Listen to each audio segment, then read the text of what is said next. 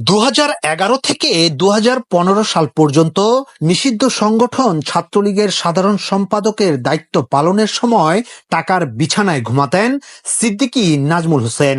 Tender, চাঁদাবাজি ও তদবিরের মতো বিভিন্ন রকম দুর্নীতিতে জড়িয়ে গড়েছেন সম্পদের পাহাড়। দেশের কোটি কোটি টাকা লন্ডনে পাচার করে সেখানেই তিনি এখন ব্যবসায়িক হিসেবে অবস্থান করছেন।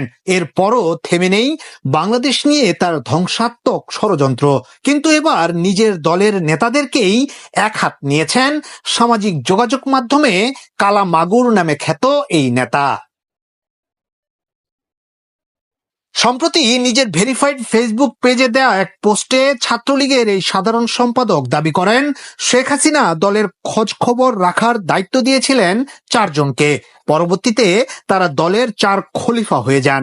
এমনকি তারা নিজেদের জাতীয় 4 নেতার সঙ্গেও তুলনা করা শুরু করেন। এমনকি আওয়ামী লীগ নেতাদের পলাতক স্ত্রী, ছেলে মেয়ে কোন দেশে কত বছর ধরে এবং কিভাবে রাজকীয় জীবনযাপন করেন সেটাও প্রকাশ করে দেওয়ার হুমকি দেন তিনি।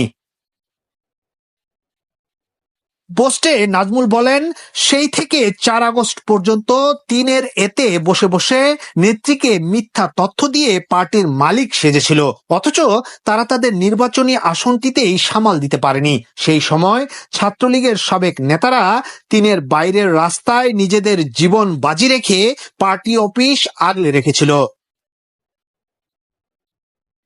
নাজমুল আরো লিখেন, আমাদের সাবেক নেতাদের বলে গেল নেত্রীর কাছে যাচ্ছেন, কিন্তু তারা পালিয়ে গেলেন।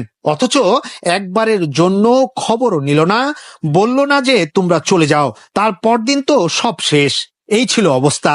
মুখ খুললে সবাই এক্সপোজ হয়ে যাবেন। সুতরাং এত ভাব চক্ষু গরম দেখাবেন না।